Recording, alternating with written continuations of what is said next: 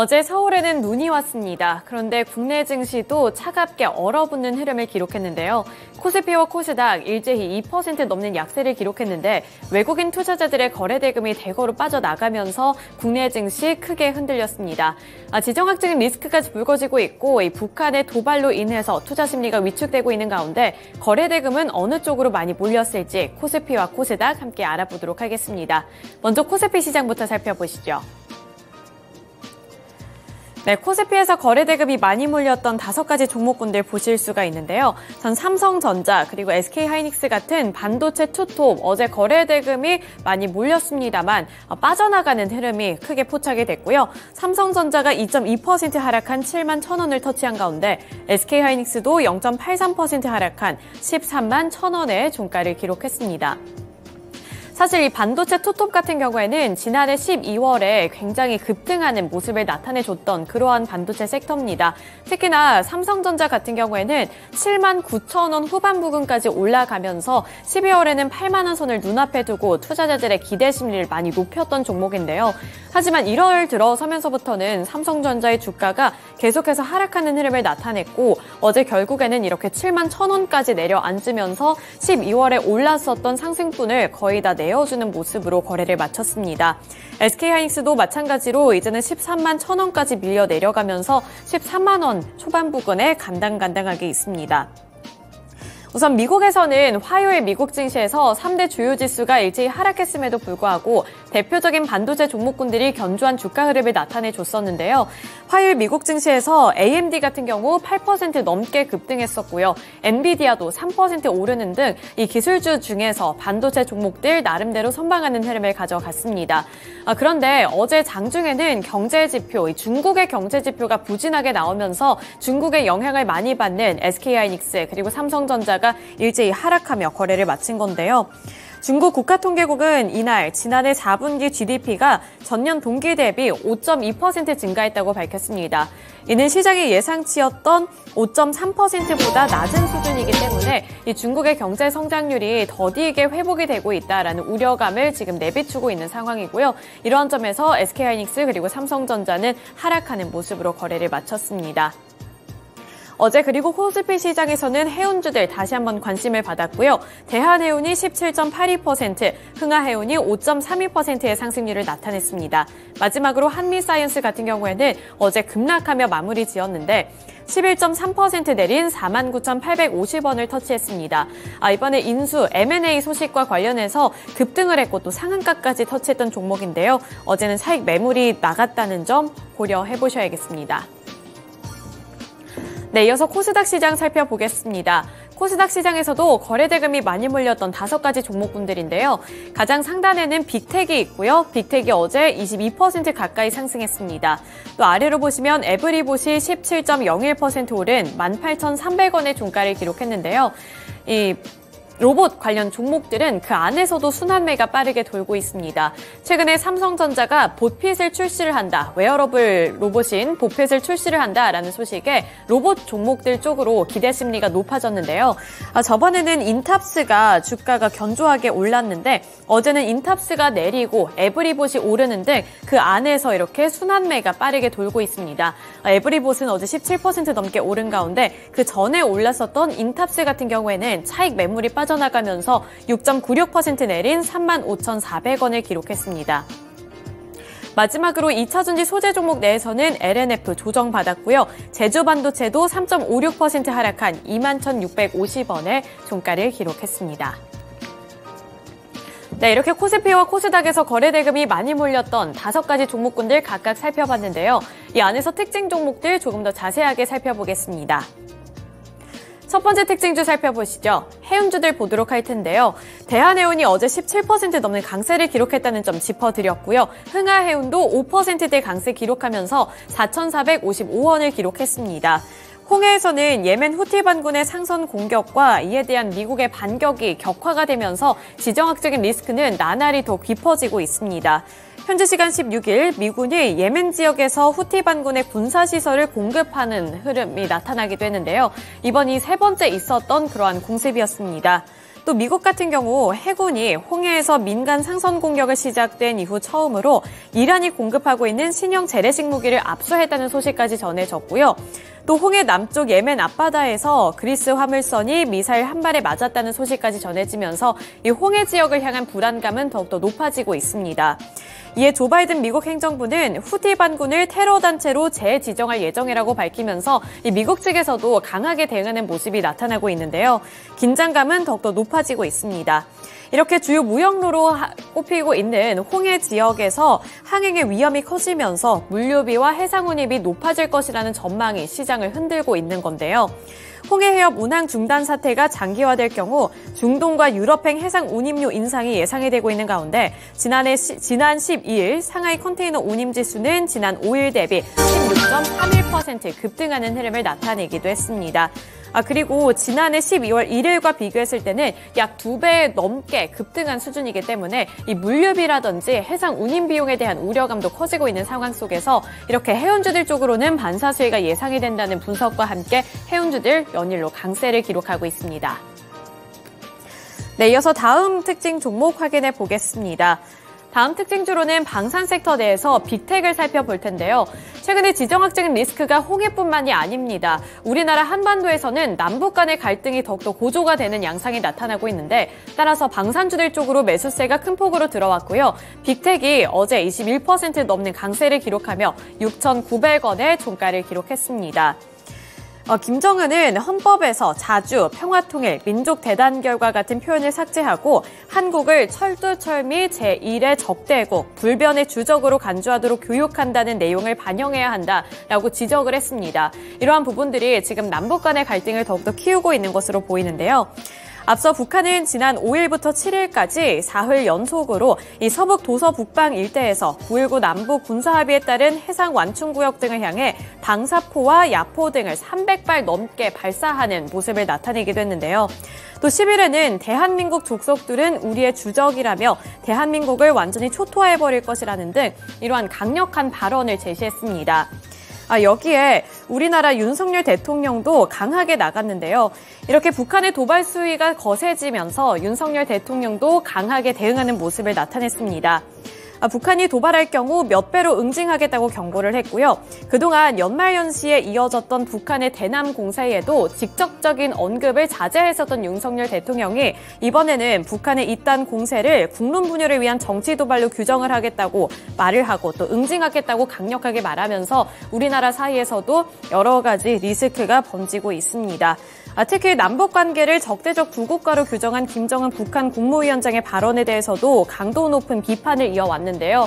이번에 미국도 이에 대응하는 방안을 지금 마련을 하고 있다라는 소식을 업데이트하면서 한반도에서의 우려감도 더욱더 커지고 있습니다. 따라서 우리나라에서는 이렇게 빅텍 같은 방산 종목들 쪽으로 매수세가 거세게 들어왔습니다. 네, 다음 종목 확인해 보겠습니다.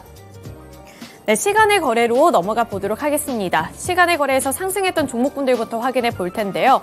깨끗한 나라 우선주와 누보, 제로투세븐, 팜스토리, 아가방 컴퍼니까지 이렇게 5가지 종목군들 보실 수가 있는데 깨끗한 나라 우선주부터 아가방 컴퍼니까지 일제히 시간의 거래에서 상한가를 기록했습니다. 그리고 하락했던 종목군들도 확인해 보시죠. 시간에서 낙폭이 컸던 종목군들은 많이 없었습니다. 코디가 3.83%로 그나마 가장 낙폭이 컸고요. 흥하해운, 태웅로직스, 빅텍, 이스트소프트가 일제히 조정을 받는 흐름이었습니다. 전 시간의 거래에서 하락했던 종목군들을 보시면 정규장에서 강세를 기록했던 종목군 내에서 차익 매물이 빠르게 빠져나가는 모습이었는데요. 그 대표적인 종목이 바로 흥하해운, 태웅로직스, 그리고 빅텍이 되겠습니다. 흥하해운과 태웅로직스 같은 경우에는 물류 관련 종목으로 엮이면서 이 홍해 지역의 불안감에 민감하게 반응을 했던 종목이고요. 빅텍은 앞서서 살펴드렸다시피 정규장에서 이 지정학적인 리스크, 도발과 관련한 우려감에 매수세가 큰 폭으로 들어왔던 종목인데 시간의 거래에서는 이렇게 하락하는 흐름으로 거래를 마쳤습니다. 시간의 거래에서 특징 종목 확인해 보겠습니다. 첫 번째 특징주로는 곡물주들 확인해 볼 텐데요. 곡물주들 누보가 어제 꽉 채운 10% 상한가를 기록했고요. 팜스토리도 시간의 거래에서 9.96% 오른 1,877원의 종가를 기록했습니다. 중동의 후티 반군들이 홍해 항로를 지속적으로 공격하면서 이러한 리스크가 크게 증가하고 있는 상황인데요. 국제 운임 증가에 따른 국제 곡물가 상승 등의 우려로 곡물 관련 종목들 그리고 식품 관련 종목들이 어제 시간의 거래에서 강세를 기록했습니다. 물론 정교장에서도 강세를 기록했기 때문에 최근 들어서 이러한 곡물 종목들 쪽으로도 매수세가 유입이 되고 있다는 점 보셔야겠는데요. 러시아와 우크라이나, 팔레스타인 무장정파 하마스와 이스라엘이 전쟁을 하고 있는 가운데 이란이 파키스탄과 이라크 등에도 미사일 공격을 감행하면서 전쟁 위기가 중동 지역 전반적으로 확산이 되고 있습니다. 이러한 위기 때문에 곡물 쪽으로도 이제 매수세가 들어오기 시작했다는 점 살펴보셔야겠습니다. 네, 다음 특징주 확인해 보겠습니다. 마지막 특징 종목으로는 깨끗한 나라 우선주와 제로투세븐 그리고 아바가방 컴퍼니를 확인해 볼 텐데요. 이제 오늘 이재명과 한동훈의 저출산 공약 발표가 예정이 되어 있습니다. 이에 따라서 이 저출산 관련 종목들, 엔젤주들 쪽으로 시간의 거래에서 상한가가 기록되는 모습이었는데요. 이재명 대표는 오는 18일 총선 4호 공약으로 저출생 지원 대책을 발표할 예정입니다. 이번에 발표할 저출생 지원 공약에는 출산과 함께 휴직이 등록이 되는 자동 등록제와 또 아빠의 육아휴직을 일정 기간 강제하는 부모 쿼터제 등이 포함이 될 것으로 보이는데요. 같은 날 한 비대위원장도 총선 1호 공약으로 저출산 관련 패키지 정책을 발표할 예정입니다. 오늘 발표가 되는 거로 보시면 되겠고요. 한 비대위원장은 출산 지원뿐만 아니라 육아휴직을 의무화하고 대상 자녀 연령을 확대하는 방안 등 일과 가정을 다층적으로 지원하는 여러 가지 패키지성 정책을 공개할 것이라고 밝힌 바 있습니다. 오늘 이 정책이 발표가 되니까요. 이슈 플로우 계속 따라가 보셔야겠습니다. 네, 이렇게 시간의 거래에서 주목을 받았던 특징 종목들까지 함께 알아봤는데요. 이어서 미국 증시에서는 어떠한 특징 종목들이 있었을지 특징주 함께 확인해 보시죠.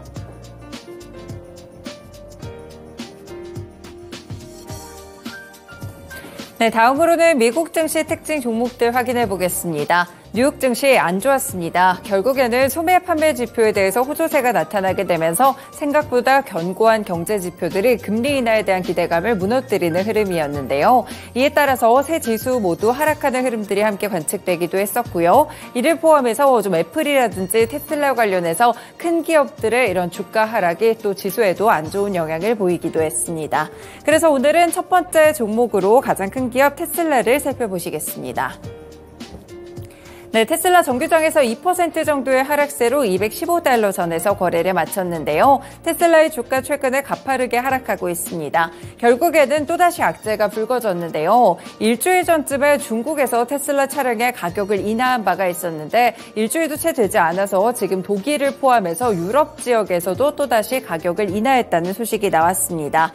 이번 가격 인하는 독일과 프랑스, 노르웨이, 네덜란드에서 판매되는 모델 Y 차량을 대상으로 하는데요. 일단 독일에서 모델 Y 후륜 구동 모델의 가격은 기존 소매가 대비 약 4.2% 할인돼 42,990유로로 조정이 된다고 합니다. 앞서서 중국에서는 모델 3와 모델 Y의 가격을 낮추기도 했었는데요. 이렇게 추가적으로 가격 인하 발표가 나타나는 이유는 예멘 후티 반군의 행보와도 좀 관련이 있는 것으로 보입니다. 테슬라는 홍해에서 후티 반군 공격으로 테슬라의 부품 운송 경로가 변경됐다면서 베를린 공장의 생산을 대부분 중단하겠다라고 발표한 바가 있었는데요. 그 영향으로 가격 인하까지 이어지는 상황입니다. 이뿐 아니라 테슬라의 충전과 관련해서도 지금 말이 좀 많이 나오고 있는 상황인데요. 미국의 중북부 지역에 북극 한파가 덮쳐서 영하 30도 아래로 기온이 떨어졌다고 합니다. 그런데 이렇게 기온이 많이 낮아지게 되면서 충전 속도가 굉장히 큰 폭으로 저하되고 있고요. 결국에는 테슬라 문이 열리지 않는 사고도 발생하고 있고 이 충전기 역시나 많이 있더라도 여기서 대기를 하다가 오히려 방전되는 그런 사례도 속출을 하고 있다고 합니다. 테슬라를 구매했던 사람들 위주로 해서 계속 불만 사항들이 쏟아져 나오고 있는 그런 상황인데요. 좋지 않은 업황들이 겹치게 되면서 테슬라의 주가 하락하는 흐름이고요. 결국에는 국내 2차 전지 종목들로 함께 연결 지어볼 수 있을 것 같습니다. 네, 국내 종목들 보시면 2차 전지 종목들 이 4가지 종목들이 사이즈가 커서 가져왔는데요. 이 4종목 외에도 2차 전지와 관련된 종목들, 특히나 또 테슬라에 직접적으로 연관이 있는 종목들이 상당히 많습니다. 함께 체크를 해보시면 좋을 것 같고요. LG에너지솔루션, 삼성 SDI, 에코프로비엠, LNF까지 어제장에서는 주가 흐름이 좀 많이 안 좋았는데요. 오늘장 어떻게 될지 추가적인 하락이 나오게 될지 함께 살펴보시길 바라겠습니다. 네, 두 번째 종목들 보겠습니다. 이 뉴욕 증시에 상장된 이 중국 관련 기업들의 주가 흐름 역시나 굉장히 좋지 않았는데요. 대표적으로 징동닷컴도 거의 5% 넘게 하락하며 22달러 선을 기록했고요. 알리바바 그룹홀딩스, 텐센트 뮤직, 그리고 샤오펑, 빌리빌리까지도 함께 하락하는 흐름들이 나타났습니다. 네, 중국 관련 종목들이 좋지 않았던 이유는 결국 중국의 경제 성장에 대한 우려감이 불거졌기 때문인데요. 지난해 GDP 발표가 됐는데 121조 207억 위안이 나왔고요. 전년 동기 대비 5.2% 증가한 것으로 집계가 됐습니다. 일단 중국이 연초에 제시했던 목표치였던 5%에는 부합하는 흐름이었는데요. 그렇지만 연간으로 봤을 때 2022년 기저효과를 감안하면 위드 코로나 전환에도 불구하고 다소 기대에 못 미쳤다라는 평가가 나오고 있는 상황입니다. 실제로 연간 고정자산 투자는 전년 대비 3% 늘어났지만 이 가운데 부동산 개발 투자는 같은 기간 9.6% 하락하면서 침체의 늪에 빠진 부동산 경기 여전히 살아날 조짐이 나타나지 않고 있고요. 그리고 두 가지로 또 경제 성장률을 측정해 볼 수가 있는데 실업률과 인구입니다. 청년 실업률의 경우에는 지난 6월에는 발표를 중단한 바가 있었죠. 그만큼 상당히 안 좋다는 그런 모습이다라고 외신들이 분석하기도 했습니다. 일단 청년 실업률을 보시면 여전히 15%대로 굉장히 안 좋았고요. 인구도 2년 연속 감소세를 기록했습니다. 그래서 이렇게 중국 경제 성장에 대한 우려감들이 불거지자 중국 관련 기업들, 뉴욕 증시에 상장된 기업들 위주로 하락세가 나타났습니다. 국내에서도 관련 종목들 체크해 보실 수 있을 것 같은데요. 네, 일단은 국내에서는 중국 소비주들 위주로 함께 보겠습니다. 아모레퍼시픽이나 호텔신라, 롯데관광개발, 청담글로벌 같은 종목들이 함께 리스팅이 돼 있는데요. 화장품을 포함해서 면세 같은 섹터들도 함께 보실 수 있겠고요. 똑같이 국내 증시에 상장된 중국 기업들도 있습니다. 사이즈가 좀 작은 동전주들이 많은 편인데 이와 관련된 기업들의 흐름까지도 체크해 보시길 바라겠습니다. 마지막 종목 보겠습니다. 뉴욕 증시에서도 지금 실적 시즌 발표가 한창인데요. 그 가운데 찰스 슈왑이 실적을 발표했는데 1%가량의 하락으로 63달러 선에서 거래를 마쳤습니다. 주가에서도 예측을 해보다시피 별로 안 좋았는데요. 매출은 성장을 했지만 순이익 쪽이 좋지 못했습니다. 분기 순이익이 감소했고요. 4분기 순이익은 10억 5천만 달러로 또 주당 순이익은 51센트로 지난해 대비 절반 수준을 기록하는 흐름이었습니다. 달라진 거래 조합과 거래량이 이번에 감소한 원인이었다라고 지목을 했었는데요. 이렇게 찰스 슈왑 실적에 대한 평가를 좋지 않게 받게 되면서 오늘장에서도 하락하는 흐름들이 나왔습니다. 이 증권 쪽이기 때문에 증권주들 국내에서 함께 체크해 보시죠. 네, 지금 국내 증권사들도 전망에 대한 부분들이 안 좋기는 마찬가지입니다. 결국 문제는 증권사들에 대한 실적 역시나 좋지 않을 것이라는 전망들이 있는데요. 일단 연초부터 부동산 프로젝트 파이낸싱 리스크가 커지는 가운데 증시까지 하락하고 있어서 어려움이 더욱더 가중이 되고 있는 상황이고요. 지난해 증권사들의 실적이 전년도 대비했을 때 전반적으로 악화된 것이다라고 전망이 나오고 있습니다. 그래서 올해도 시작부터 좀 실적 개선이 쉽지 않을 것이라는 평가 속에 증권 관련 종목들에 대해서 투심이 바라보는 시각들이 크게 좋지는 않습니다. 관련 종목들 체크해 보실 수 있겠고요. 키움증권, 미래에셋증권, 삼성증권, 대신증권까지 일제히 좀 나열이 돼 있는 상황인데요. 어제는 증시 분위기가 워낙 안 좋아서 대부분이 하락하는 종목들이었다는 점까지 참고해 보실 수 있겠습니다. 네, 이렇게 미국 증시 종목들, 국내 증시 종목들까지 함께 연결해 드렸습니다. 지금까지 증권통투자 업데이트였습니다.